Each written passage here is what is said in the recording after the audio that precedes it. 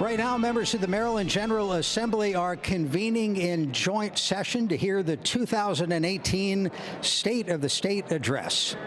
Hello from Annapolis. I'm Jeff Salkin. Welcome to MPT's coverage of the governor's State of the State. We will broadcast Governor Hogan's remarks in their entirety as soon as the speech begins, to be followed by a Democratic view of the state of our state presented by State Senator Nancy King. Governor Hogan, this will be his fourth State of the State as he begins the fourth year of this term. He's running for re-election. He has a strong approval rating. The most recent poll put that at 71%, and he has a $9 million campaign war chest. Still, this figures to be a difficult year for Republicans across the country, and several of the governor's potential Democratic opponents will be in the room today.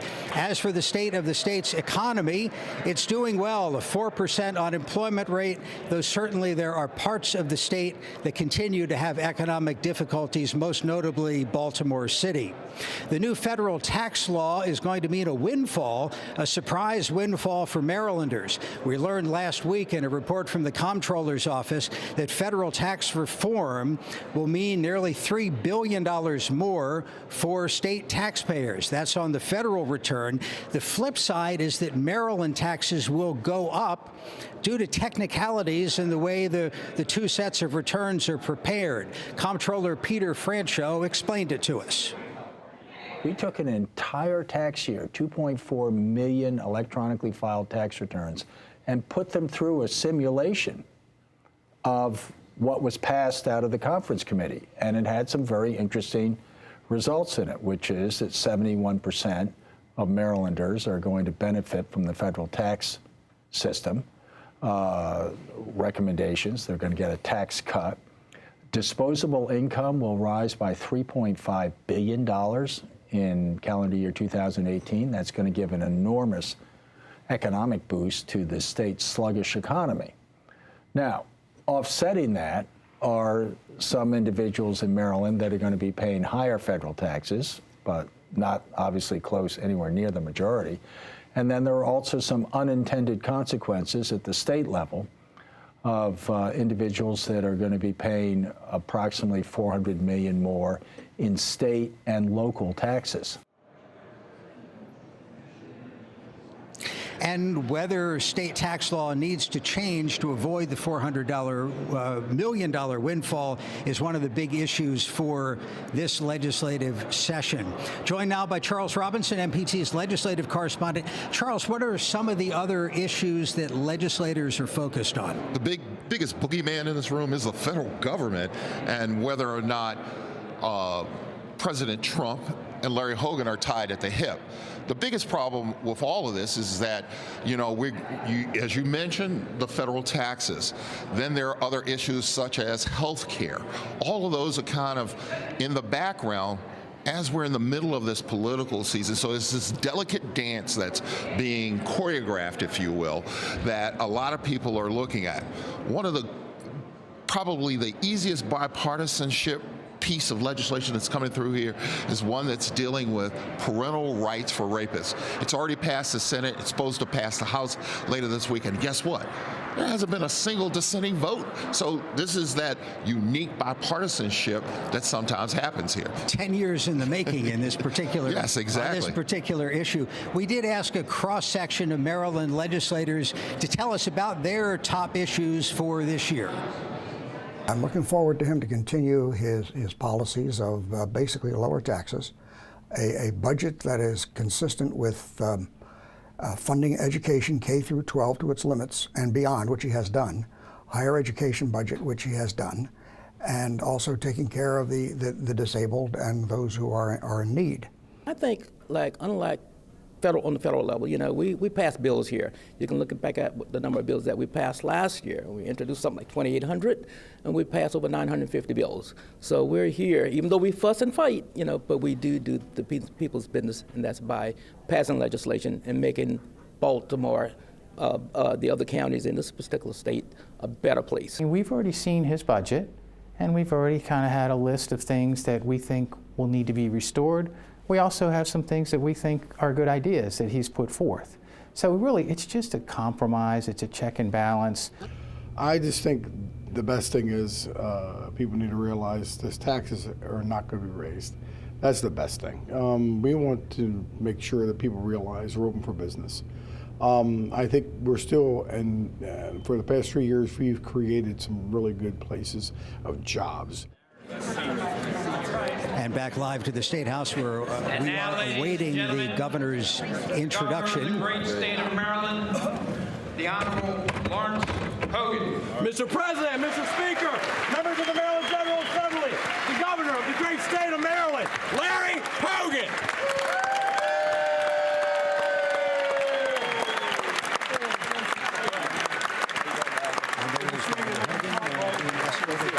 Bipartisan group of legislators. You know, last year at this time, Charles, we were talking about the governor's health. He had just had the final treatment in his successful fight against blood cancer. That's behind him. He's telling reporters that his health is good, clean bill of health, no sign of that cancer returning. Another interesting thing is you saw the governor walk in as one of his potential opponents was standing in the shot.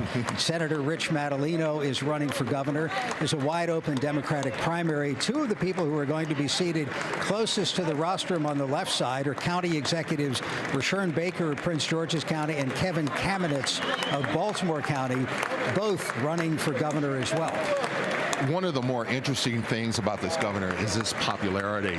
Poll after poll shows that this governor does better than literally any other politician in this state.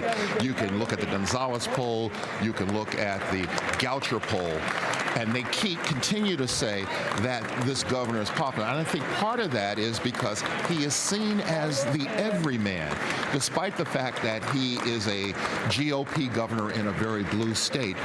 He doesn't associate himself with many of Republican issues. Well, and that's the big question. Does the unpopular President Trump, polling at 30% in Maryland, weigh down Governor Hogan or perhaps present a contrast?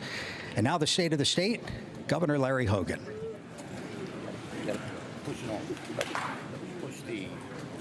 Push this button. Mr. Speaker, Mr. President, members of the General Assembly, distinguished guests, and my fellow Marylanders.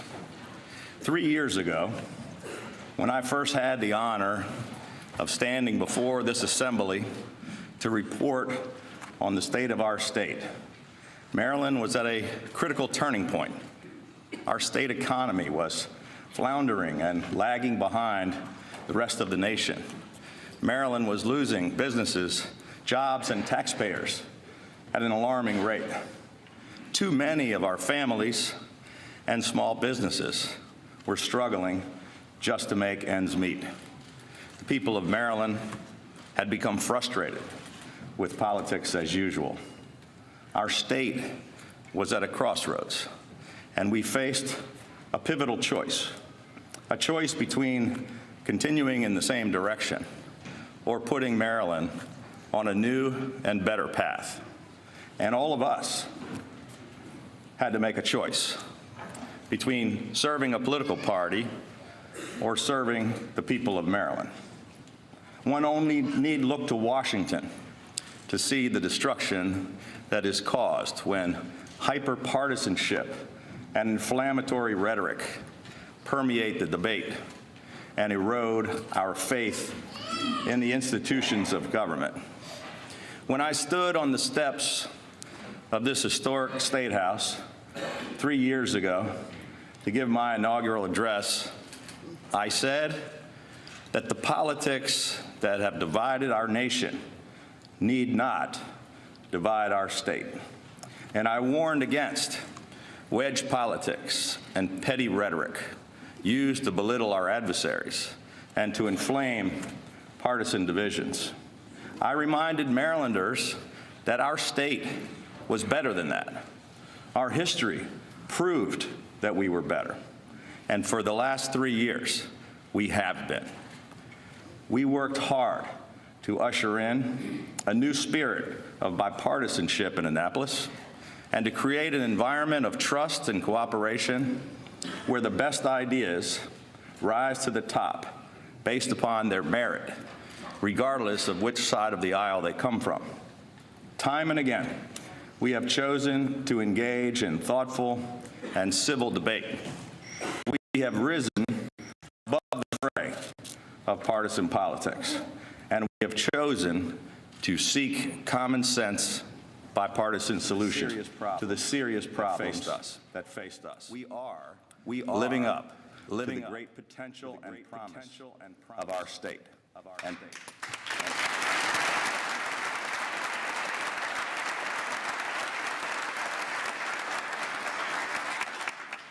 And together, we are changing Maryland for the better.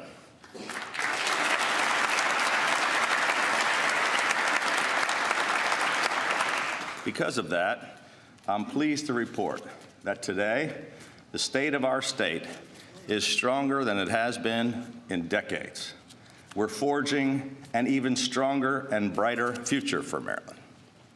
Through internal struggle and outward chaos, we have not faltered. We have made progress with courage and with clarity of purpose, and our citizens are more pleased with the job that we are doing and the direction that we are heading than they have ever been before.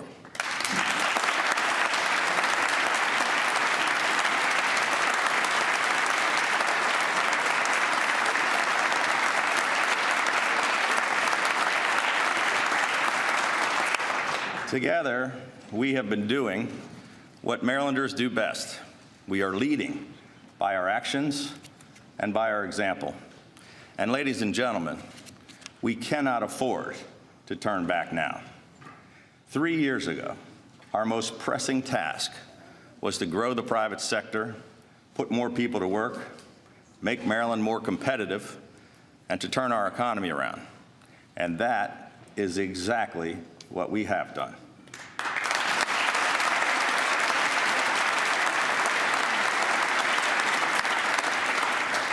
The day after I was sworn in, we submitted the first balanced budget in a decade, which eliminated nearly all of the $5.1 billion structural deficit which we inherited. We did it while cutting taxes 3 years in a row.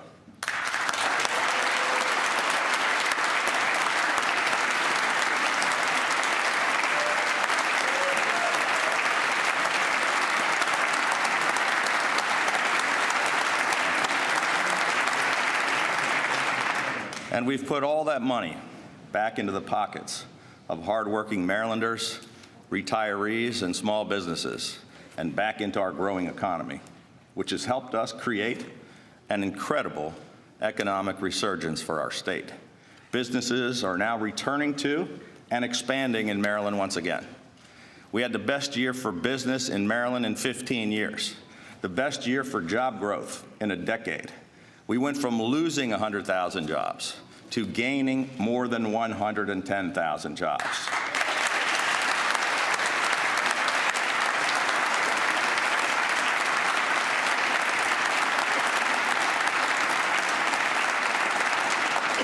We've had the fastest job growth in the Mid-Atlantic region and one of the strongest economic turnarounds in America.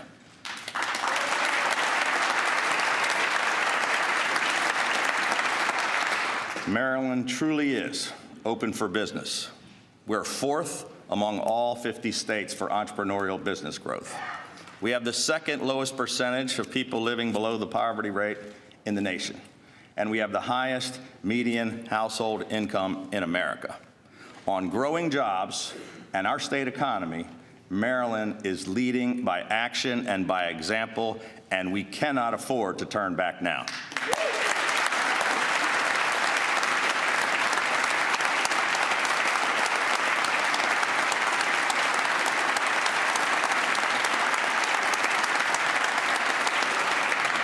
This year, let's work together to protect hardworking Marylanders from the impact that the federal tax overhaul will have on Maryland state and local taxes.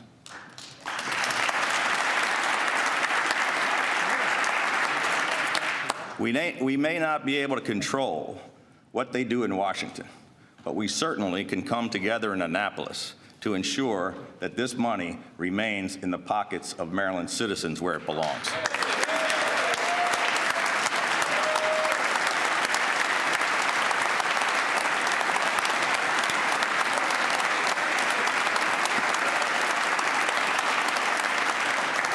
And we can protect Marylanders from health insurance rate increases caused by the failures in Washington. Let's develop bipartisan solutions to stabilize rates. Last year, we worked together with you to enact the More Jobs for Marylanders Act, which has encouraged and incentivized manufacturers to create more jobs where we needed them the most. And we worked together to enact the Hometown Heroes Act of 2017. This year, let's work to pass the More Jobs for Marylanders Act 2.0 to expand the reach of this successful program to additional jurisdictions and to other business sectors. Let's expand the Hometown Heroes Act to include our correctional officers. And this year, let's finally move forward on our bill to eliminate taxes on the retirement income of our military veterans.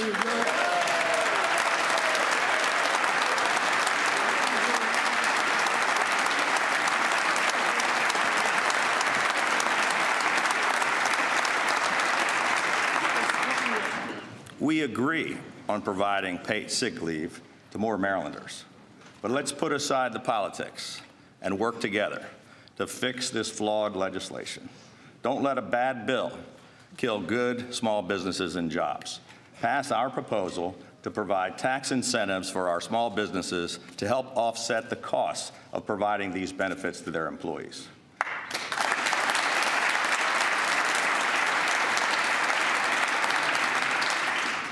We don't want Annapolis to become like Washington, where bad policy is passed with a promise that a fix will come later. This issue is much too important, and the impact is too far-reaching for us to risk getting it wrong. For 3 straight years, we have delivered record investments in education. This year, let's continue that historic trend and do it for the 4th straight year.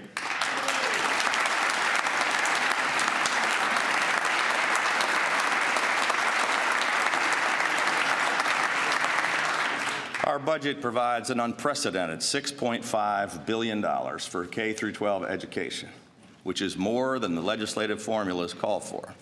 We ensured that every single school system in Maryland will receive increased funding from the state. Our capital budget invests an additional $365 million for school construction funding, the largest investment in school construction in a decade. Fully 70% of our capital budget is dedicated to education. Let's ensure that every single child in Maryland has access to a world-class education, regardless of what neighborhood they happen to grow up in. Maryland is home to America's most educated workforce, with the highest concentration of doctoral scientists and engineers in the nation. We're 3rd in the nation for research and development intensity, 2nd among all 50 states for concentration of STEM employment, and we were recently named the most innovative state in America. On education, Maryland is leading by action and example, and we cannot afford to turn back now.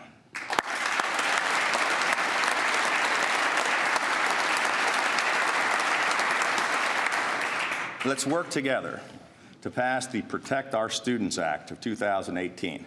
Because the status quo simply is not good enough for Maryland's children.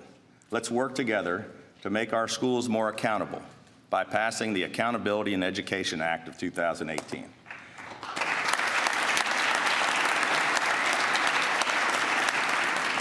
No child should have to pay the price for the mistakes of adults who have failed them. This is too important to play politics. This is about our children and their futures. It's about giving every Maryland child opportunities and a hope for a better future. When it comes to rebuilding Maryland's transportation infrastructure, we're moving forward with nearly all of the highest priority transportation projects in every single jurisdiction all across Maryland. We're making record investments for innovative traffic relief with major improvements to the Baltimore Beltway, I-95, the Capitol Beltway, Route 270, and the Baltimore-Washington Parkway. We have nearly 1,000 projects totaling $9 billion currently under construction from one corner of the state to the other, and we have already repaved more than 8,000 lane miles, which is more than 1/3 of our entire state highway system. Construction of the long-anticipated Purple Line is underway, which represents the largest public-private transit project in America. We've been breaking records at the Port of Baltimore for 3 straight years, and BWI Marshall has become the #1 airport in the region and one of the most thriving airports in the nation.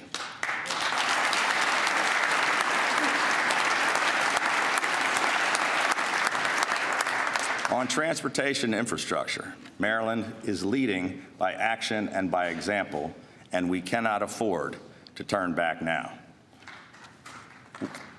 We have fully funded the Chesapeake and Atlantic Coastal Bays Trust Fund and Program Open Space.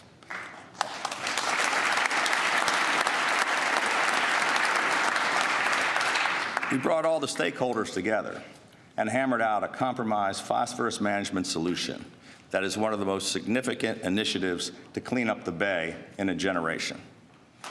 As chairman of the 6-state Chesapeake Executive Council, I've been leading the fight to protect and restore federal funding for the Bay. And our administration has committed $4 billion toward wide-ranging initiatives to protect the Bay. On its latest annual report card, Chesapeake Bay received its highest score in a quarter century. We pushed for landmark legislation to cement our state's position as a national and international leader in combating greenhouse gas emissions. We expanded the Climate Change Commission. We enacted the Clean Water Commerce Act, the Clean Cars Act, and several other bills to protect our environment and to grow clean energy investment and green jobs. And we enacted clean air standards, which are stronger than 48 other states and nearly twice as strong as the Paris Accord recommendations.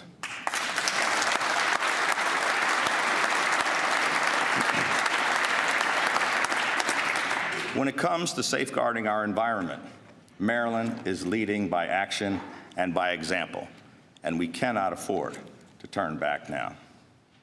Last year, opioid-related deaths exceeded deaths from both firearms and motor vehicle fatalities combined. Last March, we became the first state in the nation to declare a state of emergency in response to this crisis. We have committed $500 million towards fighting the heroin and opioid epidemic and substance use disorders, with a 4-pronged approach focused on education, prevention, treatment, and enforcement. And yet this problem is continuing to destroy lives and tear apart families and communities in our state and all across America. 2 weeks ago, I got a letter from Karen Dolch, a mom from Salisbury. She wrote about her son, Chad, a 4-year veteran of the United States Army, who served a 15-month tour in Iraq. When Chad returned home, he struggled with PTSD and addiction. He went through some difficult times. But then, Karen says, he got clean, and he was turning his life around. I had the opportunity to meet Chad when I spoke at his graduation from welding school. Karen sent me a picture from that day of the 3 of us, and I have it here with me today. In her letter, Karen wrote that on December 17th, Chad tragically died at the age of 29 after overdosing on heroin that was mixed with morphine and fentanyl. Chad's mom, Karen, and his family are here with us today, and I wanted to recognize them. Karen, Chad's family.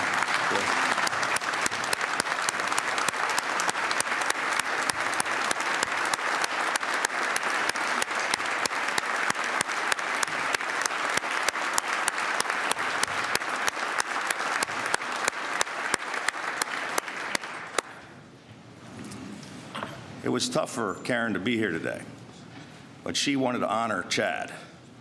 She wanted to show us that when we talk about this crisis, we are really talking about fighting for all of the Chads and the Karens out there, for all of the lives cut too short and all of the families that will never be the same. That's why, no matter how hard it is, we cannot ever give up this fight.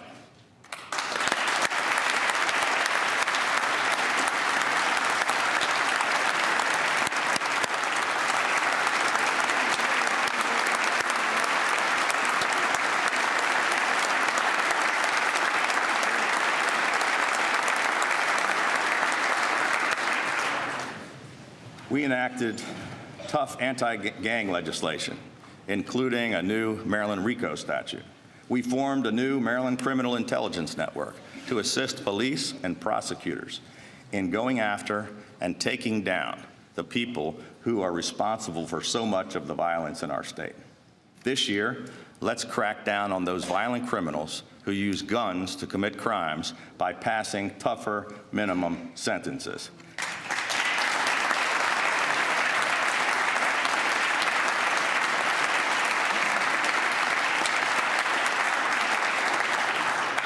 And pass truth in sentencing legislation to require that repeat violent criminals serve their full sentences without the possibility of suspension, parole, or probation.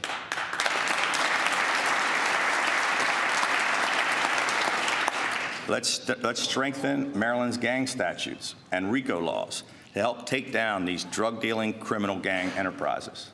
Work with us to classify felony human trafficking as a violent crime.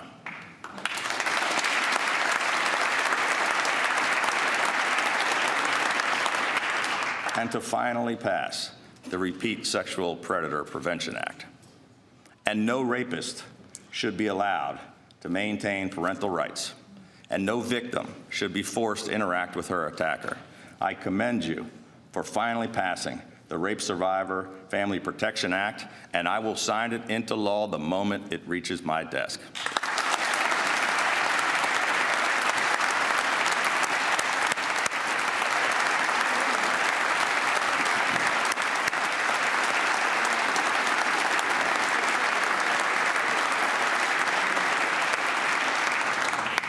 This year passed the Legislative Transparency Act of 2018 so that Maryland can join the 43 other states across America that require legislative deliberations to be live streamed to the public, and help us put the issue of term limits on the ballot this year for the people of Maryland to decide this issue for themselves in November.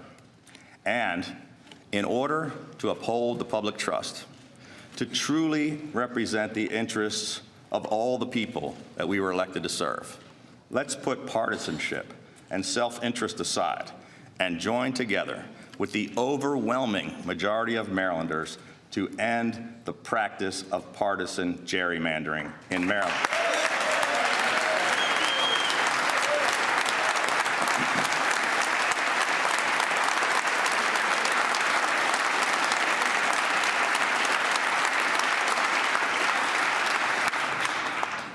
Instead of becoming more like Washington, let's send a message to Washington by putting the politics aside and coming together for all Marylanders.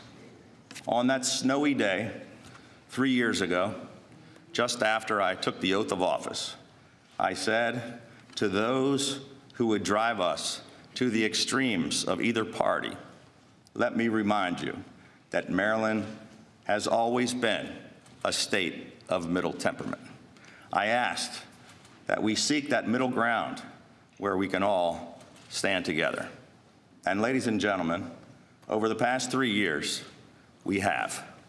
Together, we have put Maryland on a new and better path, and we cannot afford to turn back now.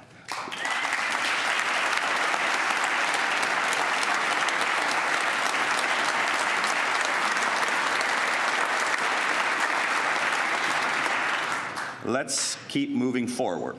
Let's continue changing Maryland for the better.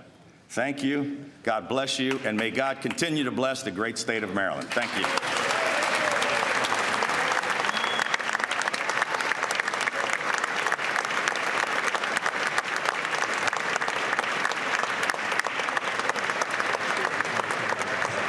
Governor Larry Hogan saying in his fourth State of the State address that Maryland has changed for the better. Now a Democratic view of the state of the state from Nancy King, chair of the Senate Democratic Caucus. The differences between Republicans in Washington, D.C. and Democrats in Annapolis are stark. I'm Senator Nancy King, and like most of you, I have spent the past year watching with a mix of frustration and outrage as Washington Republicans have dismantled so many of the things we as Marylanders hold dear.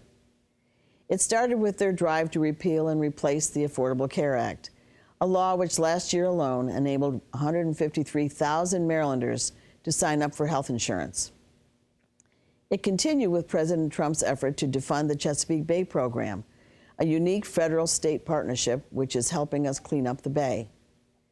It moved to Capitol Hill as Republicans rushed through a tax package that benefits wealthy corporations, puts a $1.5 trillion hole in the federal budget, and raises state taxes for 92% of Marylanders. It culminated last week when our federal government shut down because the Republicans who hold the levers of power in our nation's capital could not agree to a plan to keep it funded. A federal shutdown costs Maryland taxpayers more than $5 million per day, and with Congress agreeing to a 3-week deal, we could be facing another shutdown after Valentine's Day. In the General Assembly, we find ourselves in the challenging position of defending Maryland against the irresponsible actions of our president and the Republican-controlled Congress, while trying to build on our state's remarkable strengths. We are committed to protecting Maryland taxpayers from the trickle-down damage of the Republican tax plan. Federal tax changes will trigger a $1.2 billion state and local tax increase. General Assembly Democrats identified a solution which rolls back this massive tax hike and has broad bipartisan support. We're moving quickly to put a bill on Governor Hogan's desk. We are equally committed to protecting Maryland from the disastrous impact of the Republican changes to the Affordable Care Act. Their reckless actions will cause individual health insurance costs to skyrocket and push our health insurance marketplace to the brink of collapse. Of the nearly 30 legislative proposals Governor Hogan has unveiled, none are designed to address this problem. General Assembly Democrats are working towards solutions to ensure our costs are competitive for consumers and our marketplace is stable. While Republicans in Washington, D.C. have created new challenges for us to address, we also have meaningful opportunities to build on our strengths as a state. Our public schools are one of our state's greatest assets. Strong public schools create opportunities for all children to succeed and provide an important engine for our state's economy. That's why we have made investments in our schools a top priority for more than a decade. While we've made real progress, we're not where we need to be. Under the Hogan administration, our public schools have dropped from best in the nation to 6th overall. When faced with tough budget decisions, he has cut public education funding time and again, and this is not acceptable. I serve on a bipartisan statewide commission that is identifying bold steps to ensure Maryland schools lead the country and the world. We are focused on making sure students graduate from high school prepared to enter college or with the career and technical skills they need to enter the workforce. We believe every child should graduate ready to succeed, regardless of where they come from or where they want to go. Governor Hogan does not share our vision. The budget he introduced this month does nothing to prepare us to advance our schools. We have a once-in-a-generation opportunity to move our schools forward. And General Assembly Democrats are prepared to make the most of this moment. We are also committed to making the workplace more family-friendly. We know everyone gets sick, but not everyone gets sick leave. Last year, we passed a bill to give 700,000 Marylanders paid sick leave.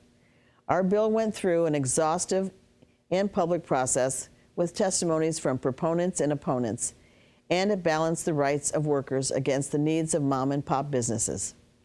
The governor vetoed the bill, and in our first major action of this year's session, we overrode his decision. As a result, 700,000 Marylanders will have paid sick leave. We are also introducing bills to end the current policy, which has left over 7,000 children on a wait list for a child care subsidy, and legislation to provide tax credits for child and dependent care for low and middle income families. These bills will ensure that our children are in safe and nurturing environments and will allow parents to get back into the workforce. In Maryland, our diversity is our strength. We believe everyone, regardless of where they came from or where they want to go, should have an opportunity to raise a family, build a career, and enjoy life here. General Assembly Democrats believe in making smart investments with our public dollars and providing opportunities for all Marylanders to succeed. This session, we will continue to move Maryland forward by protecting the free state against the outrageous actions on Capitol Hill and building on our state's strengths. From our cities to our small towns, the mountains to the shores, we have so much to be proud of in Maryland. And on behalf of the General Assembly Democrats, thank you for the honor of serving you today and for the opportunity to work towards a better tomorrow. Lieutenant Governor Boyd Rutherford joins us now here at the State House. And, sir, you had a good seat for this speech. You usually do. Right. From your standpoint, what was the overriding message? I'd say it's being able to work together, that we're not Washington, and we don't allow the fringes of both parties to prevent us from doing the work of the people. Lieutenant Governor, one of the probably easiest pieces of legislation you have is this new bill that seemed to be rolling like a steamroller, if you will, about removing parental rights for rapists. Right.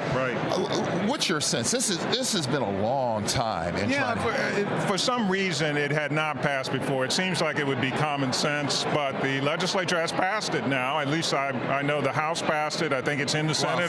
The Senate's passed it. The Senate's passed it. Okay, I know the House is taking it up. Right. So we expect that they're going to have it done very rapidly, and it should be on the desk of the governor. Something that should have been done a while ago. Okay, I'm going to give you a little plug here. He has a YouTube piece. What's it called again? Mundane but meaningful. Mundane but meaningful. If you haven't watched it, please watch his YouTube video. Where? How did that idea come about? Our communications people and some of the younger folks in our administration talked me into it, but it's a way to explain some issues that may be mundane and may be complicated in a simplified manner with maybe a little humor and I don't think people would consider you wonkish, but this has got to be the most wonkish thing that you get to do as a lieutenant governor. Most of the projects the governor has given me are kind of wonkish, and things that I like doing are more involved with the operations of government. And so that can be described as wonkish. Some people call it boring. I don't think it's boring. I think it's interesting about the efficiencies of government. So that's what we talk about. When you talk about trying to make government more efficient, yes, procurement, other issues. That's going to be our next one. Over the past 3 years, what have you been able to accomplish? What would you like to get done this year? Well, over the past 3 years, you mentioned procurement. We had a procurement modernization commission last year. We're revamping a lot of things with regard to how we do purchase goods and services in the state, streamline that process, bringing in a procurement executive and eventually a chief procurement officer. That is something we're still implementing. What we'd like to do more is, and I should say, we also have been looking at our regulations the first time in many years of reviewing our regulation, revising, in many cases, getting rid of outdated regulations. What we want to do is continue to make government more efficient and effective in the way we're able to deliver services. We're looking at e-government and pushing more of government to the people, where they are and where they live. And so there's a lot more to be done in terms of efficiencies. The governor talked movingly about the young man from Salisbury who lost his life to opioids. Right. You chaired a commission on opioids. It's been a high priority for the administration from day one. Right. Yet we see the death toll continue to increase. Yeah. More and more fentanyl, carfentanil, just shockingly fatal drug. What can we do differently? Well, I'm not sure what we can do differently. I mean, we have to continue to educate the public through prevention methods as well as treatment. And we have to use all the measures of treatment that we can. We can't just look at one solution as the only way to go. There is some light at the end of the tunnel. What we're seeing in the statistics is less people are dying from prescription opioids as well as heroin itself.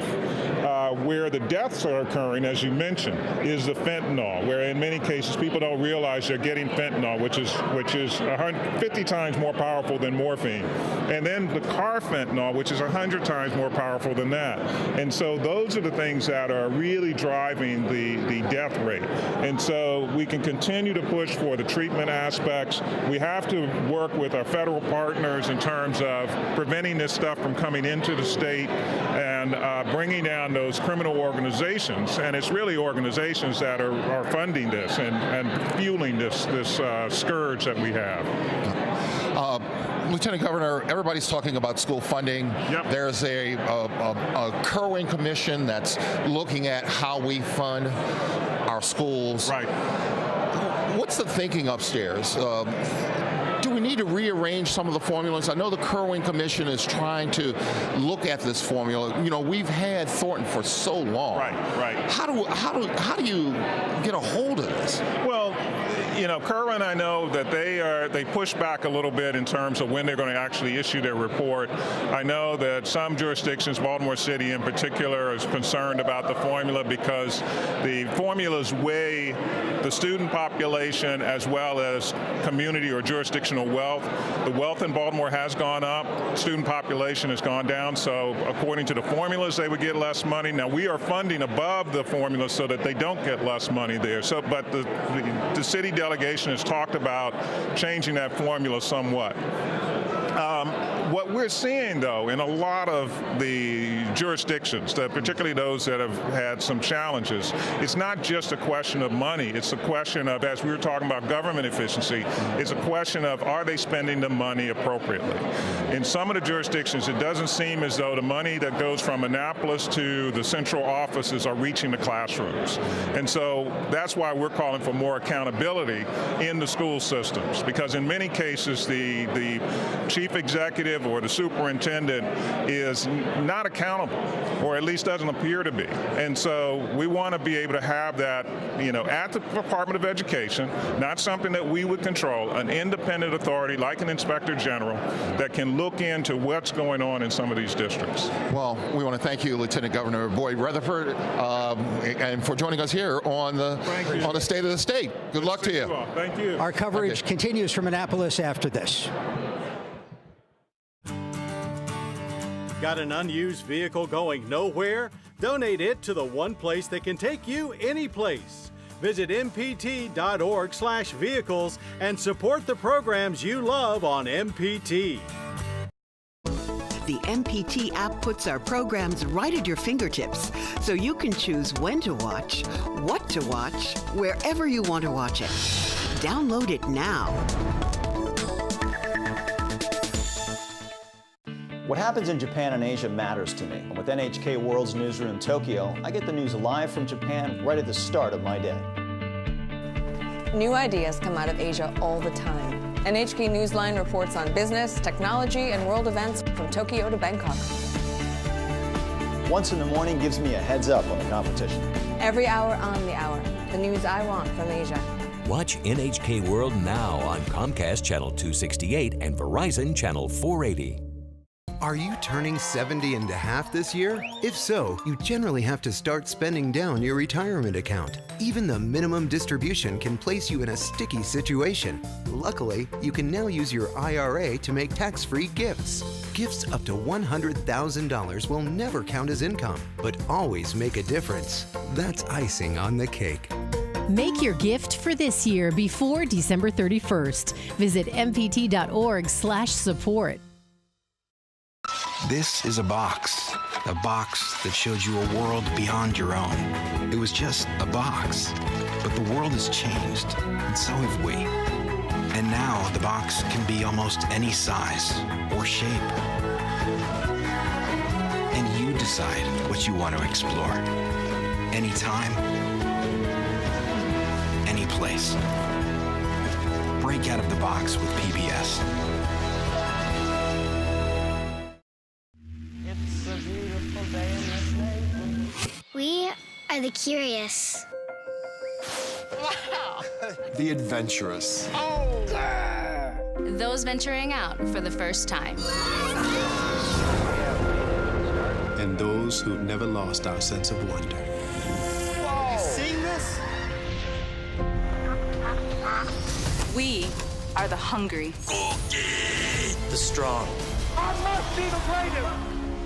The joyful. A happy little cloud. We believe there is always more we can uncover.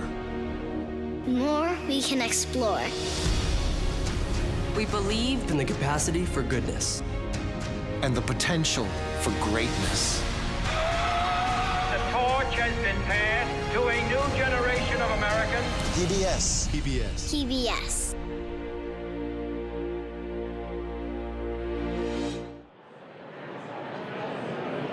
State Senator Jim Rosapap joins us now in our continuing coverage of the governor's state of the state. Senator, you listened to the speech. What was your reaction? I thought it was a pretty typical election year state of the state speech.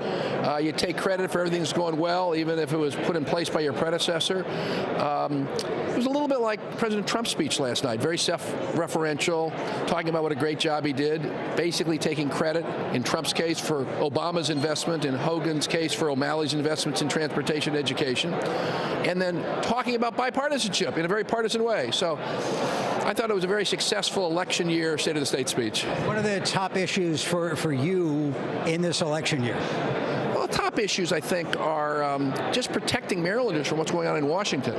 I mean, I think the governor was right to talk about we have to deal with this huge tax increase that the Trump Republicans in Washington are imposing on Maryland. That's a big deal. We have to deal with these big insurance rate increases, health insurance rate increases that are being pushed by the federal tax bill.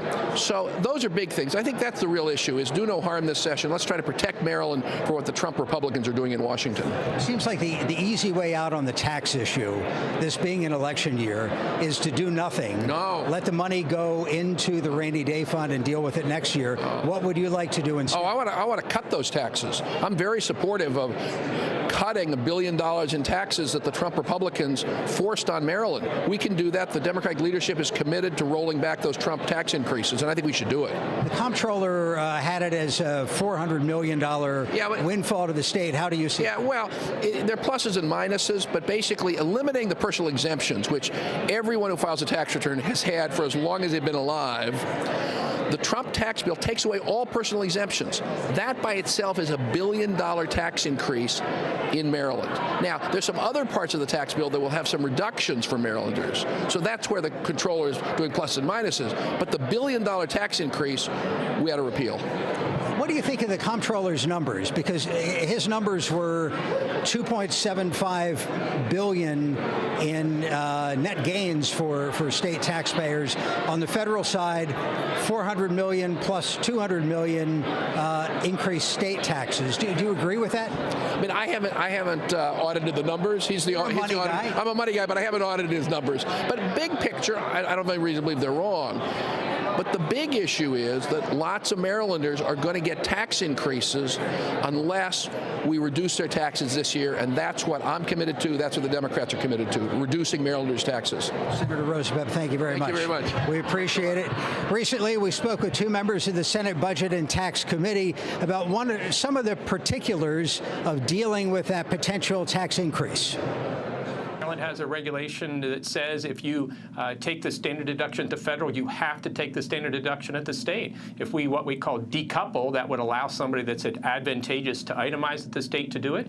We lost the personal exemption at the federal level. We could reinstitute that. We could do a different type of standard deduction. And finally, I think the one that is compelling is we're known as a high tax state. Our rates are high because of what happens at the state and the local. Why not use this as a chance to lower our tax rates so that we can become more competitive and yet do it in a revenue neutral stance? I think that would be wise and something we should consider.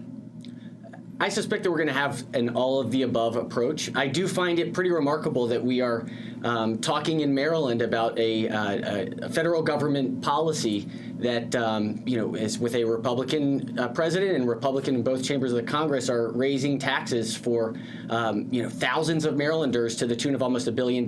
So I think we in the General Assembly look forward to having the conversation of how can we ensure that we protect Maryland taxpayers alongside balancing the interests of the important programs that we know lots of vulnerable Marylanders rely on. Yeah, Jeff, I think the key is the White House said they wanted to simplify the tax code, they wanted to lower it for the middle class, and then they wanted to help corporate America.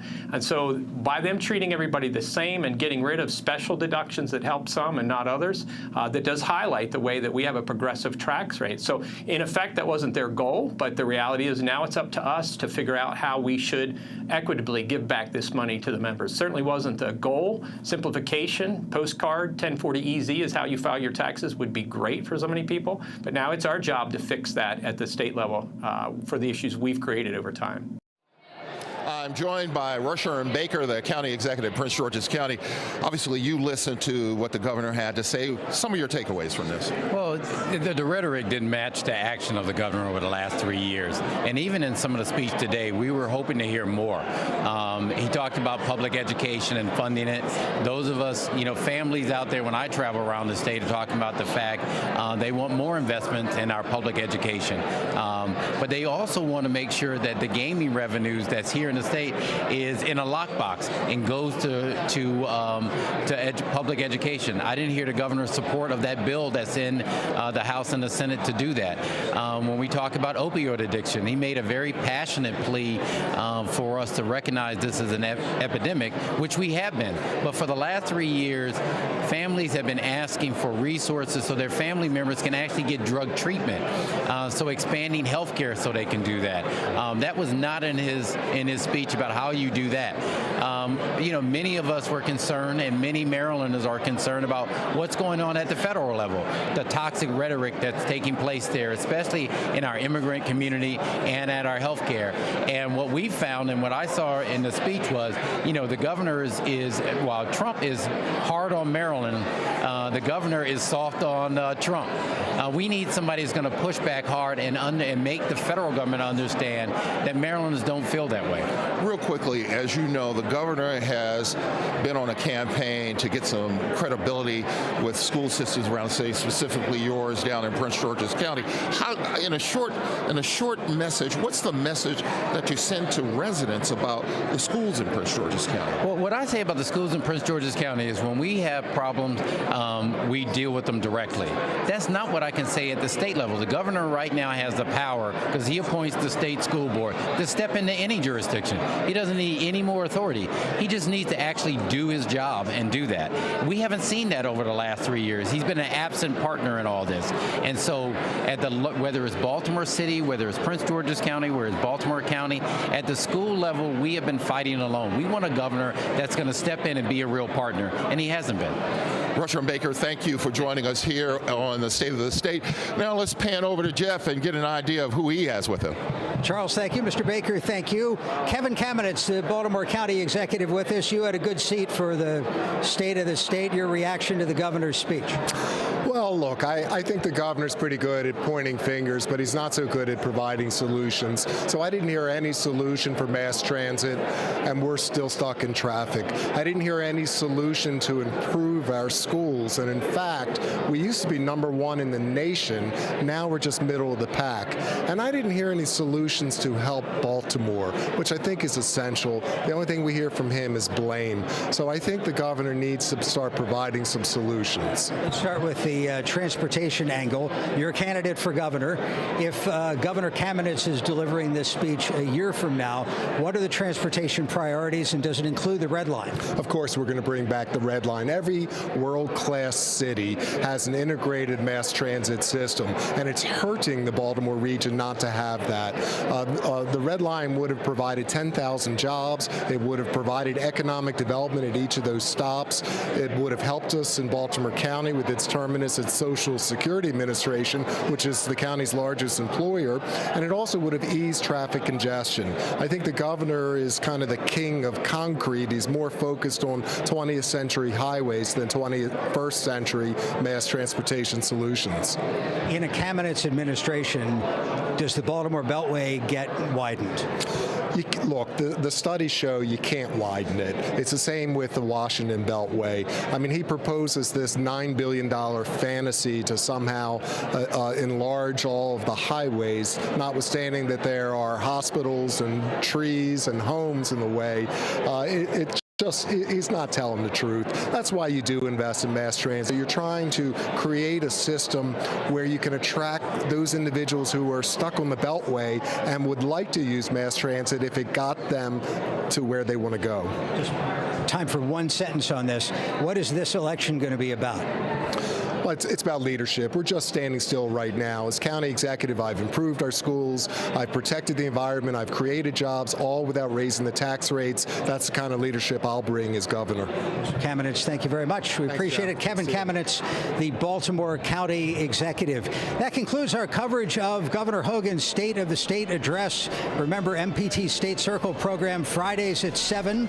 We'll have a complete wrap-up of today's events and the week's news from Annapolis. Now for Charles Robinson and all of us here at MPT, I'm Jeff Salkin. Thanks for watching and have a good day.